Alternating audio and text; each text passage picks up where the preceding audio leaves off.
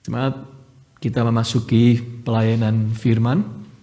Mari dengan segala kerendahan hati kita memohon Roh Kudus memimpin, memberi kita pencerahan, menyadarkan dan memampukan kita untuk taat pada firman Bapa. Mari kita berdoa. Ya Allah, Roh Kudus, penuhilah kami dengan kuasa-Mu. Berilah kami hikmat-Mu. Tuntunlah kami agar kami mengerti jalan kemuritan kami sebagai pengikut Yesus. Mampukan kami agar ketika kami membaca Alkitab, merenungkannya dan mendengar berita yang disampaikan dari firman-Mu, kami punya kesadaran dan kekuatan untuk mengerti dan menaati. Di dalam nama Tuhan Yesus kami naikkan doa kami. Amin.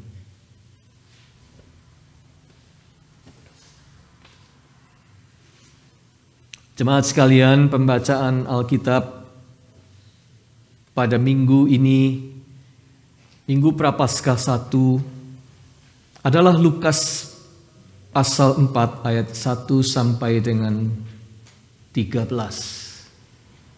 Saya undang jemaat untuk bangkit berdiri.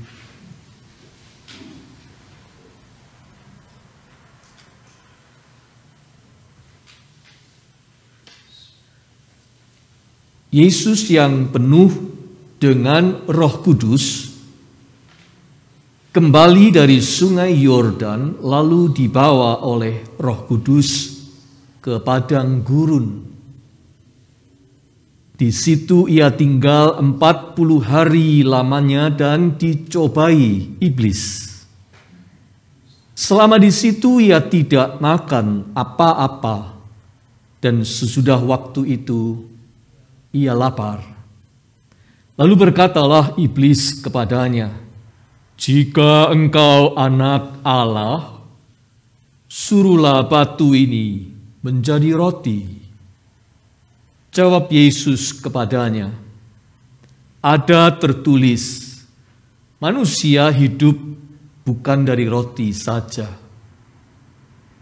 Kemudian ia membawa Yesus ke suatu tempat yang tinggi, dan dalam sekejap mata ia memperlihatkan kepadanya semua kerajaan dunia. Kata iblis kepadanya, "Segala kuasa itu serta kemuliaannya akan kuberikan kepadamu, sebab semuanya itu telah diserahkan kepadaku, dan aku memberikannya kepada siapa saja yang kukehendaki. Jadi, jika engkau menyembah aku, seluruhnya itu akan menjadi milikmu." Tetapi Yesus berkata kepadanya, "Ada tertulis, engkau harus menyembah Tuhan Allahmu, dan hanya kepada Dia sajalah engkau berbakti." Kemudian ia membawa Yesus ke Yerusalem dan menempatkan dia di bubungan bait Allah, lalu berkata kepadanya, "Jika engkau anak Allah, jatuhkanlah dirimu dari sini ke bawah.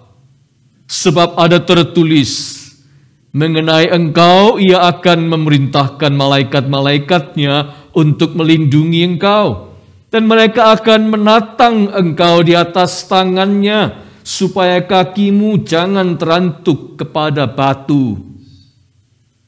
Yesus menjawab katanya, "Ada firman, jangan engkau mencobai Tuhan Allahmu." Sesudah iblis mengakhiri semua pencobaan itu, ia mundur daripadanya dan menunggu waktu yang baik. Demikianlah pembacaan Alkitab. Berbahagialah kita yang mendengar firman Allah dan memeliharanya. Hosiana.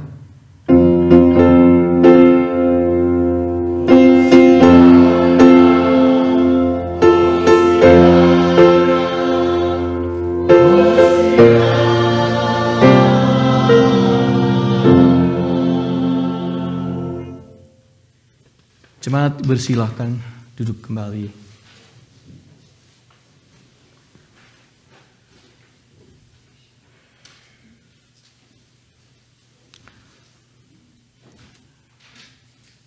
Jemaat kekasih Tuhan, melalui cerita ini, Lukas hendak menyampaikan pesan kemenangan Yesus atas pencobaan oleh iblis di padang gurun. Kemenangan Yesus atas pencobaan. Pencobaan yang sebenarnya naturnya sama dengan apa yang dialami oleh Adam dan Hawa di Taman Eden. Kejadian pasal 3. Hanya jika kitab Kejadian menceritakan kekalahan Adam dan Hawa, sebaliknya sekarang di dalam Injilnya Lukas menceritakan kemenangan Yesus. Iblis dibuatnya mundur. Ayat 13. Jadi ini sebenarnya adalah awal dari kemenangan Yesus di kayu salib nantinya.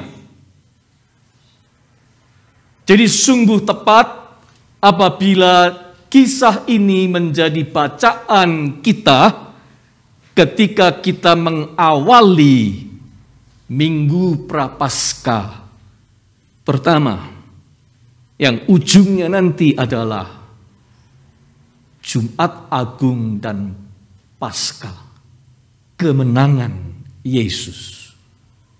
Tapi kemenangan itu sebenarnya sudah diawali di sini dalam cerita pencobaan di padang gurun. Saudara sekalian, dalam cerita kemenangan Yesus melawan pencobaan ini, kita melihat dan belajar beberapa prinsip yang sebenarnya tidak pernah berubah. Yang namanya pencobaan iblis itu blueprintnya itu lagi. Yang namanya pencobaan iblis itu selalu sama. Wujudnya bisa aneka macam rupa. Sarana dan alatnya bisa macam-macam. Tetapi pola dasarnya tetap sama. We could see the pattern. Naturnya dari semula sama saja. Itu sebabnya tema kita hari ini adalah the nature of temptations. Pencobaan itu naturnya sama, tidak pernah berubah. Baiklah, pertama-tama mari kita melihat bahwa iblis itu selalu menyerbu telak pada bagian yang paling utama dari benteng pertahanan kita, yaitu kepercayaan kita kepada Tuhan dan firman-Nya.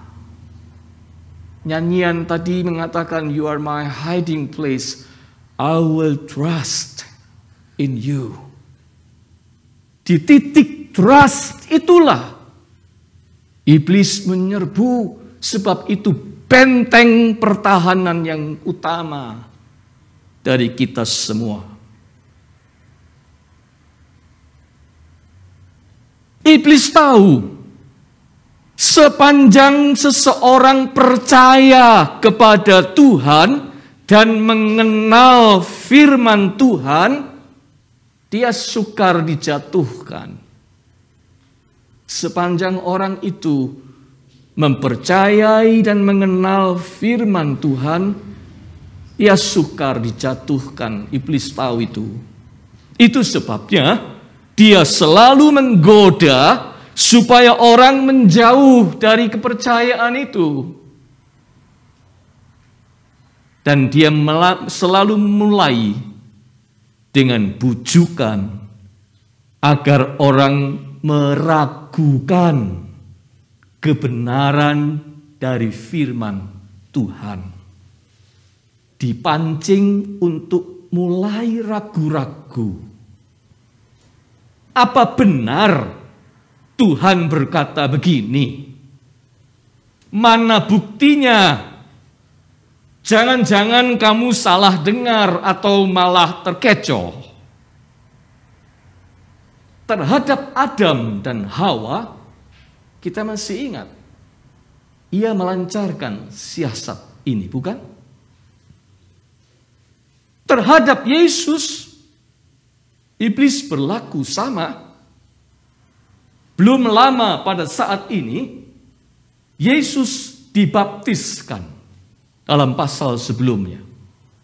Di situ Allah Bapa berfirman dalam Lukas 3 ayat 22. Engkaulah anakku yang kukasihi, kepadamulah aku berkenan.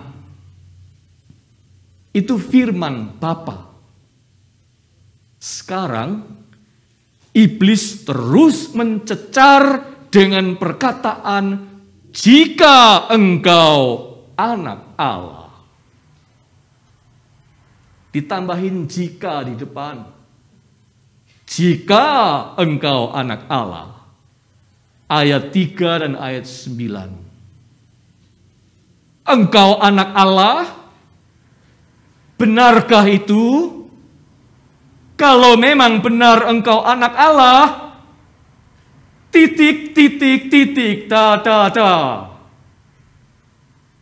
Kalau memang benar engkau anak Allah, titik, titik, titik. Selanjutnya titik-titik itu diisi sendiri, dilengkapi sendiri oleh iblis dengan narasi ciptaannya. Kita akan melihat narasi iblis yang pertama. Saudara-saudara, narasi iblis yang pertama selalu membenturkan firman Tuhan itu dengan pengalaman yang kita rasakan. Membenturkan firman Allah dengan pengalaman yang kita rasa. Yesus pada saat itu sedang berada di mana? Di padang gurun. Apa yang ia rasa?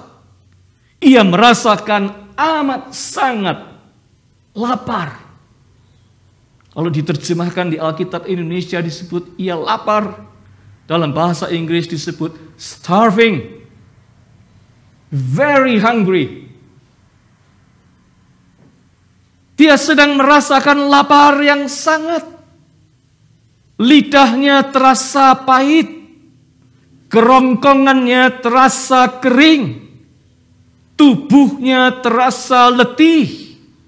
Matanya terasa berkunang-kunang.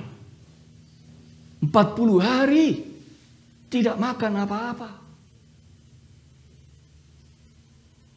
Jika engkau anak Allah, masa engkau dibiarkan dalam kondisi begini? Masa engkau dibiarkan merasakan seperti ini? Kata iblis. Apa yang Allah katakan tidak cocok dengan pengalaman yang kau rasakan, bukan? Iblis membenturkan firman itu dengan apa yang kita rasakan.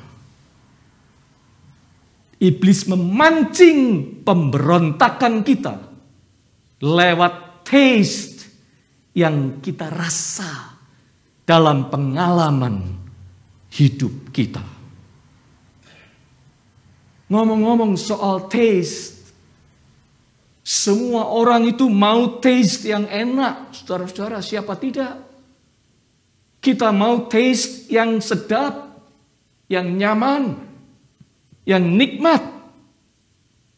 Itulah yang terjadi pada Adam dan Hawa di Taman Eden, bukan? Mereka ingin mengecap taste dari buah terlarang, dari pohon pengetahuan tentang yang baik dan yang jahat itu. Kejadian pasal 3. Mereka mau merasakannya. Saudara-saudara, masalahnya tidak semua taste yang enak itu menjadi bagian kita. Tidak semua taste yang enak kita alami dan tersedia untuk dinikmati. Hidup ini tidak selalu memberi taste yang enak pada kita. Banyak pengalaman hidup yang pahit. Banyak yang taste-nya not good. Yesus malah sedang merasakan semua yang serba tidak enak. Di masa 40 hari ia di padang gurun kering itu. That is life. Hidup memang begitu. Tidak jarang kita ini tidak merasakan yang enak. Tidak jarang yang tidak enak harus kita rasakan. Ucapan yang pedas, pengalaman yang pahit, hubungan yang hambar, kesepian yang menghapus selera makan, kesedihan yang sukar untuk benar-benar ditelan. Pokoknya taste-nya nggak enak.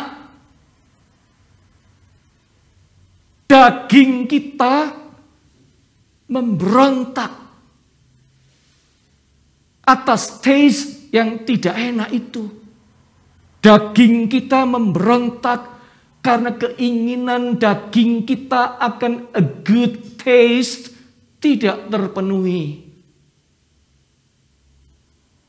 Inilah yang Yohanes sebut di dalam suratnya. Surat 1 Yohanes 2 ayat 16. Dia sebut sebagai keinginan daging. Dagingnya memberontak. Karena iblis membenturkan keinginan daging kita dengan firman Allah. Kita dibuat melihat dan merasakan ketidakcocokannya. Supaya akhirnya kita mulai ragu. Kita mulai tidak percaya. Atau kepercayaan kita mulai goyah. Apa benar Tuhan itu menyertai saya seperti kata firman? Kok saya mengalami yang buruk seperti ini? Mana pemeliharaan Tuhan, kata firman? Kok bisnis saya sedang merugi terus? Orang itu tidak bertuhan, hidupnya lebih enak. Mengapa pengalaman yang pahit menimpaku? Nah, untuk apa menjadi Kristen kalau begitu? Untuk apa pergi ke gereja? Firman Tuhan itu sepertinya kok tidak cocok, tidak berlaku. Daging kita berontak, ingin memenuhi seleranya sendiri menurut cara kita sendiri. Kepada Yesus, iblis memancing dengan tawaran, ayo buatlah batu yang keras ini menjadi roti yang lunak dan tasty. Engkau lapar bukan? Jika engkau anak Allah, suruhlah batu ini menjadi roti.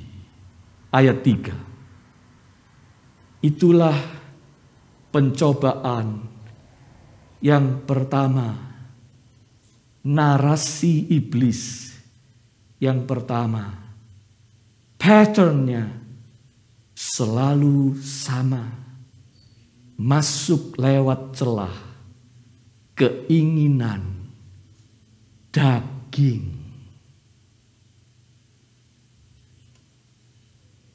Sekarang narasi ciptaan iblis yang kedua. Iblis membenturkan kepercayaan kita kepada Tuhan dengan apa yang kita tidak punya, kita tidak miliki. Sesuatu atau seseorang yang tidak ada pada kita, atau sudah tidak ada lagi. Pokoknya bukan menjadi milik kita sekarang. Non atau gone. Nggak ada. Kita nggak punya. Adam dan Hawa boleh makan buah dari pohon apa saja di Taman Eden, kecuali satu, yaitu dari pohon pengetahuan tentang yang baik dan jahat. Istilahnya, semua mereka punya, semua boleh dimakan, itu milik mereka, bebas dimakan. Tapi yang satu ini Tuhan bilang, jangan, itu bukan kepunyaanmu, jangan dimakan. Yang satu itu mereka nggak punya, yang lain mereka punya, yang satu itu mereka nggak punya. Tetapi justru iblis masuk lewat celah yang satu ini, yaitu yang mereka tidak punyai, tidak miliki. Yang mereka punyai sebenarnya banyak enggak? Jauh lebih banyak. Yang tidak mereka punyai ya satu itu. Yang mereka punyai sebenarnya banyak. Tetapi iblis mengarahkan pandangan mata mereka kepada satu yang tidak mereka punya itu. Itu lihatlah. Kamu belum memiliki yang ini kan? Belum pernah rasa buah yang ini kan? Lihat. Kelihatannya sedap loh.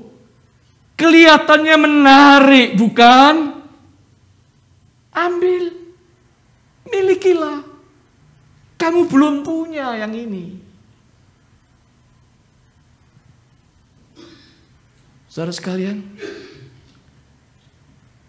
sebagian besar dari masalah dan kesulitan hidup manusia bersumber dari sini. Hal punya mempunyai, kepemilikan. Mengapa? Karena mata kita ini, mata semua orang itu tertuju pada apa yang tidak dipunyainya. Mata kita ini selalu mengarah kepada sesuatu yang kita nggak punya. Lalu kita melihat punya orang lain. Atau kita melihat orang lain kok punya. Di sini tidak ada, kok di sana ada. Di sini tidak punya, kok di situ punya. Punya banyak lagi. Lalu muncullah iri hati, kecemburuan, kebencian, lalu niat jahat, yang disusul dengan penipuan, perampasan, penjarahan, perampokan, perebutan, dan perselisihan. Bukankah itu drama yang selalu terjadi dalam hidup ini? Bahkan orang yang sudah punya ini pun mau punya itu. Punya 10, mau punya 100. Sudah punya 100, mau 500, dan seterusnya. Dan kalau sudah punya, bukan berpikir bagaimana menikmati dan memelihara yang sudah ada itu, dan berbagi dengan orang lain. Kalau sudah punya pun, mencari lagi apa lagi yang aku belum punya. Hatinya melekat pada kepunyaan, belonging. Lalu menjadi sombong dan serakah, bahkan jahat. Banyak konflik pertengkaran di dalam hidup ini, kalau dibedah sampai ke akarnya, akan ditemukan yang satu ini. Urusan kepemilikan. Yang menyebabkannya adalah urusan milik memiliki. Juga banyak ketidakbahagiaan di dalam hidup ini terjadi akibat orang terlalu berfokus pada apa yang tidak ada, yang tidak dimilikinya, sambil mengabaikan, menyepelekan, menyingkirkan apa yang ada yang dia punyai. Seperti Adam dan Hawa, fokusnya pada yang tidak punya, buah yang tidak boleh dimakan, padahal yang boleh dimakan, yang punya banyak sekali. Taken for granted. Tidak pernah bersyukur atas apa yang ada dan masih punya. Tidak pernah merasa cukup. Itulah sumber ketidakbahagiaan. Tidak pernah merasa bahagia. Karena apa? Karena tidak melihat pada yang dipunyai, tetapi melihat pada yang tidak dipunyai. Karena matanya selalu tertuju pada yang tidak dimiliki. Itu sebabnya 1 Yohanes 2 ayat 16 menyebut celah yang kedua ini sebagai keinginan mata. Kalau tadi keinginan daging, ini keinginan mata. Saudara, mata kita ini kalau dibiarkan tidak terkendali, serakahnya setengah mati. Sadarilah itu. Mata kita ini tidak akan berhenti untuk ingin punya. Tidak akan berhenti. Oleh sebab itu lewat celah inilah iblis membangun narasi yang kedua. Kalau Roh Kudus memimpin Yesus ke padang gurun, Roh Kudus memimpin Yesus ke padang gurun waktu itu, iblis membawa Yesus ke tempat lain yang strategis untuk melihat padang gurun itu. Kamu lihat apa? Tidak ada apa-apa di padang gurun. Sini, tak bawa ke tempat lain. Dia membawa Yesus ke suatu tempat yang strategis untuk melihat. Kemudian ia membawa Yesus ke suatu tempat yang tinggi. Dan dalam sekejap mata ia memperlihatkan kepadanya semua kerajaan dunia. Ayat 5. Lalu iblis berkata, engkau lihat, jika engkau anak Allah, Mesias, Raja yang ditunggu-tunggu, mana kerajaanmu, hei Yesus? Engkau belum punya kan sekarang?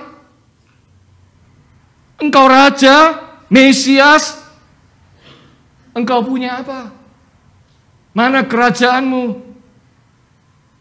Lihat, itu semua kerajaan yang mulia.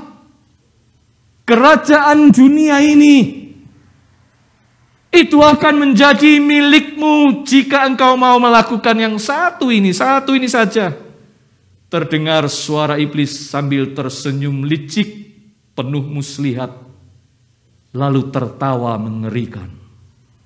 Segala kuasa itu serta kemuliaannya akan kuberikan kepadamu, sebab semuanya itu telah diserahkan kepadaku, dan aku akan memberikannya kepada siapa saja yang kukehendaki. Jadi, jikalau engkau mau menyembah aku, seluruhnya itu akan menjadi milikmu.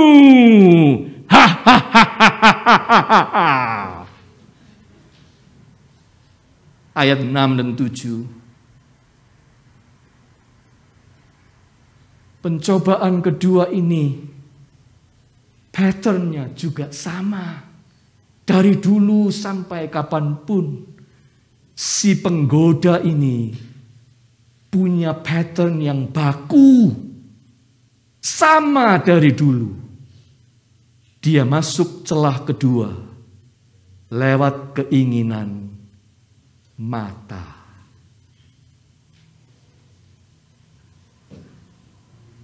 Sekarang narasi yang terakhir, narasinya yang ketiga.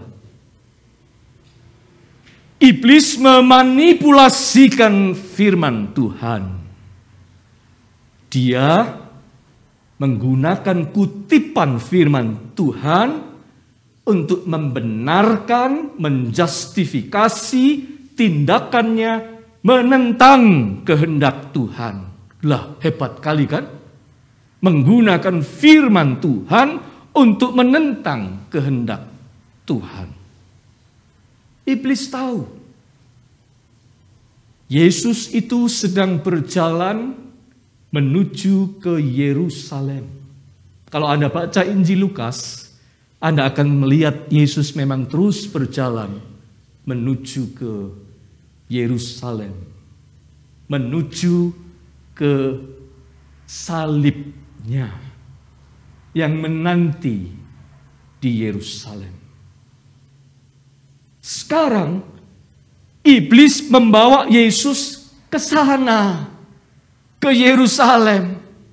Ayat 9. Kemudian ia membawa Yesus ke Yerusalem dan menempatkan dia di bubungan bait Allah.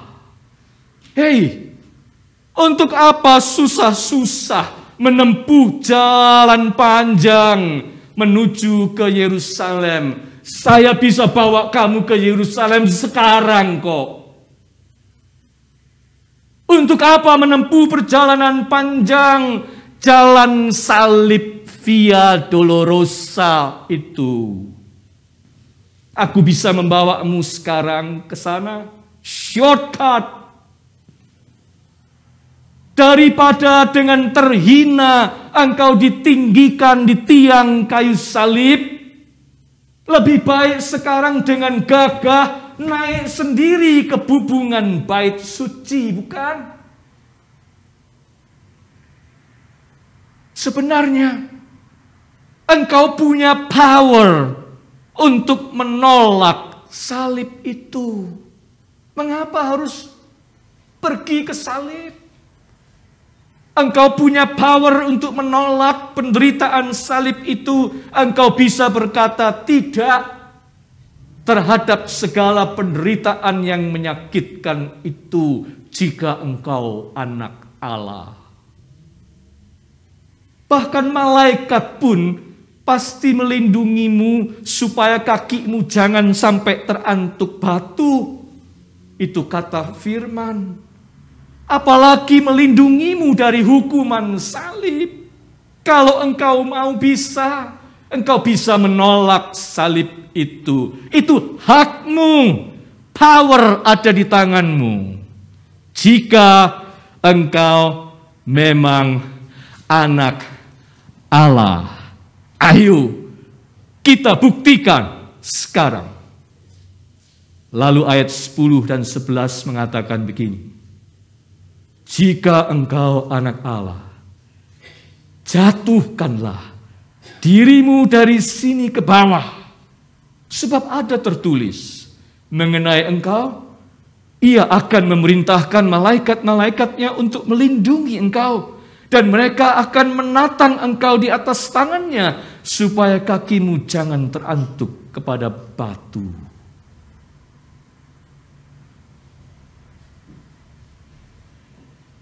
Dalam hal Yesus anak Allah, itu benar.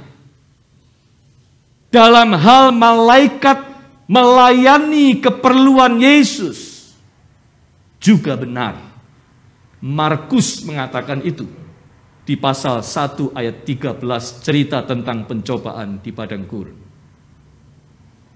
Dalam hal Yesus punya power dan berhak untuk mengatakan tidak terhadap penderitaan hukuman salib, juga benar.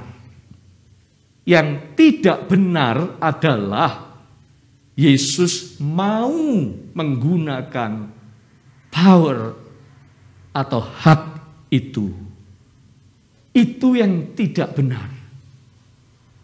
Yesus tidak menggunakan power. Adalah anak Allah yang mengukuhi haknya, melainkan sedang menjalankan tugas panggilannya atau tanggung jawabnya. Bahkan demi melaksanakan tanggung jawab itu, dia rela melepaskan haknya. Di dalam surat Filipi, Rasul Paulus menulis begini tentang Yesus. Walaupun dalam rupa Allah, tidak menganggap kesetaraan dengan Allah itu sebagai milik yang harus dipertahankan, melainkan telah mengosongkan dirinya sendiri dan mengambil rupa seorang hamba dan menjadi sama dengan manusia, dan dalam keadaan sebagai manusia, ia telah merendahkan dirinya dan taat sampai mati, bahkan mati di kayu salib. Filipi 2 ayat 6 hingga 8. Saudara sekalian, iblis itu selalu membenturkan firman Allah dengan perasaan berhak yang prideful pada manusia. Firman Allah dibenturkannya dengan perasaan berhak yang prideful pada manusia. Jangan mau dong disuruh begitu. Kamu kan tidak deserve menerima perlakuan begitu. Jangan mau. Kamu tidak deserve diberi kehormatan jumlah yang lebih bergengsi daripada itu. Kamu itu deserve-nya disanjung, dinomorsatukan, didahulukan, diberi kedudukan, dan dilayani. Itu kamu deserve loh. Tidak ada yang salah dengan itu. Itu adalah hakmu. Punya hak itu enak. Punya power itu enak. Bisa perintah ini, perintah itu, perintah sini, perintah sana. Itulah celah yang ketiga, melalui mana iblis mencobai manusia. Hak dan power. Akibatnya, manusia selalu mau mengedepankan haknya, bukan? Kalau sudah ngomong haknya cepat sekali. Selalu mau mengedepankan haknya atas orang lain.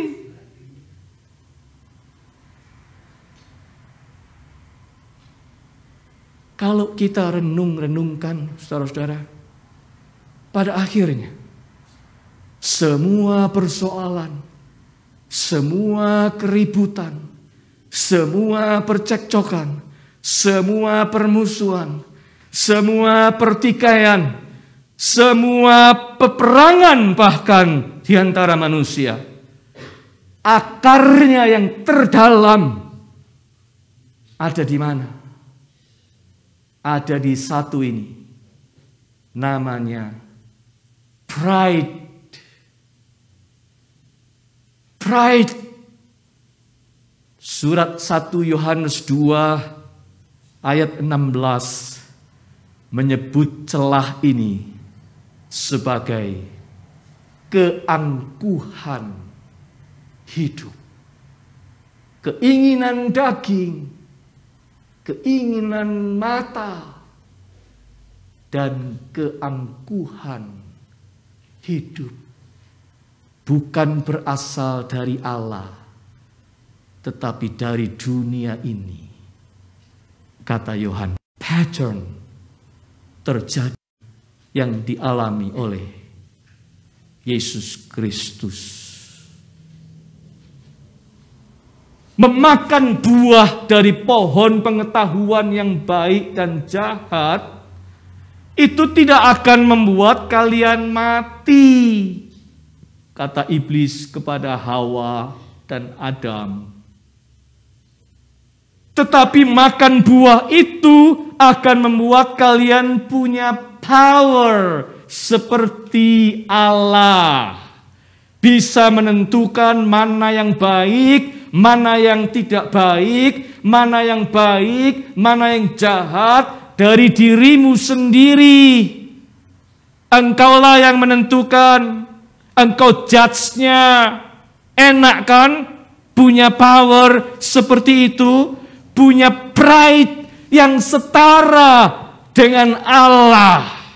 Kalau kamu makan buah yang satu ini, kamu akan punya power, punya pride setara dengan Allah. Laku jualan iblis ini, Adam dan Hawa membelinya. Jualan itu dibeli sebab jualan itu advertensinya memikat sekali. Makanlah Adam dan Hawa dari buah terlarang itu. Akibatnya, human race jatuh ke dalam jurang keberdosaan yang melekat dengan keberadaannya sejak dilahirkan.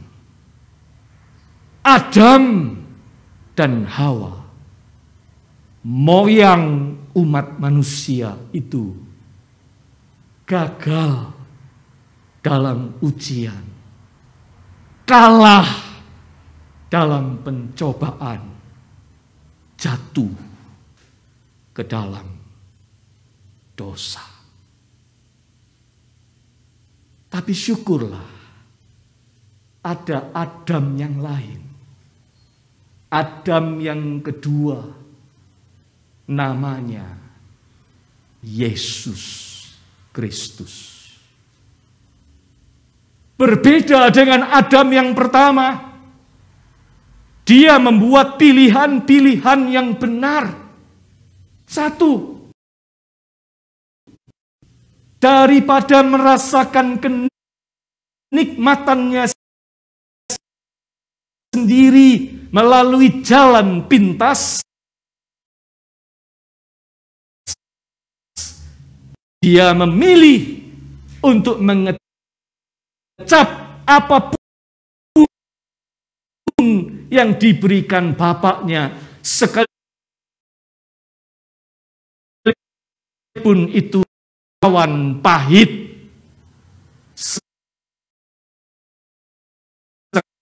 sengsara, demi keselamatan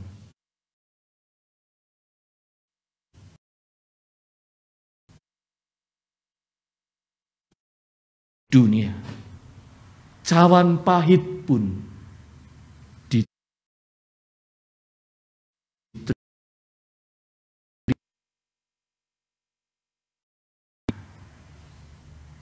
itu pilihan pertama.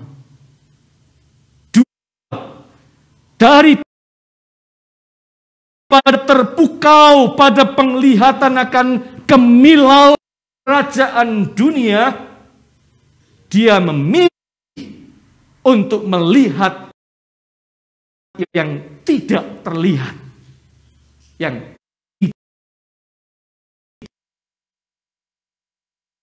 kelihatan. Itu jiwa-jiwa yang berdosa dan mau menyelamatkan mereka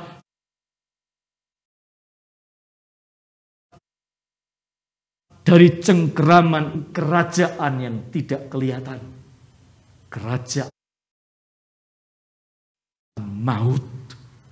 Yesus melihat jiwa-jiwa yang akan menjadi mangsa kerajaan maut. Dia memilih untuk melihat yang tidak terlihat itu. Yang ketiga, daripada menggunakan haknya dan kuasanya untuk mempertahankan pride-nya, dia memilih melepaskan itu dan menunaikan tugas panggilannya menjadi penebus dosa kita semua melalui jalan kerendahan hati, itu jalan salib. Ya.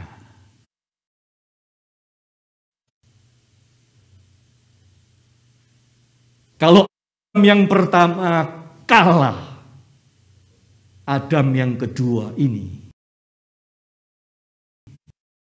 menang telak. Dalam persekutuan dengan pertama, kita mati. Tapi dalam persekutuan Yesus Kristus, Adam yang kedua, kita hidup. Tentang Adam dan Kristus ini, Paulus menulis begini dalam surat Roma 5 ayat 18 dan 19. Sebab itu, sama seperti oleh satu pelanggaran, semua orang beroleh penghukuman. Demikian pula oleh satu perbuatan kebenaran, semua orang oleh pembenaran untuk hidup. Jadi, sama seperti oleh ketidaktaatan satu orang, yaitu Adam, semua orang telah menjadi orang berdosa, demikian pula oleh ketaatan satu orang, yaitu Yesus Kristus, semua orang menjadi orang benar. Saudara sekalian, karena Yesus menang, maka dalam persekutuan dengan Yesus, kita dimampukan untuk mengalahkan pencobaan. Pencobaan yang naturnya dari dulu sebenarnya sama saja. Kalau kita melihat Yesus, tidak satu celah pun yang bisa dimasuki oleh iblis, dibiarkannya terbuka lebar. Dia memasang benteng pertahanan sekaligus senjata rohani yang tidak terkalahkan, yaitu percaya akan kebenaran firman Allah. Jawaban Yesus kepada iblis selalu dimulai dengan "It is written", sebab ada tertulis. Firman Allah, it is written. Dia mengucapkan firman. Dia menghidupi perkataan firman. Dan dia menjalankan firman itu dengan segenap hati. Dan dia menang. Semoga dalam persekutuan dengan Yesus, kita pun menang. Amin.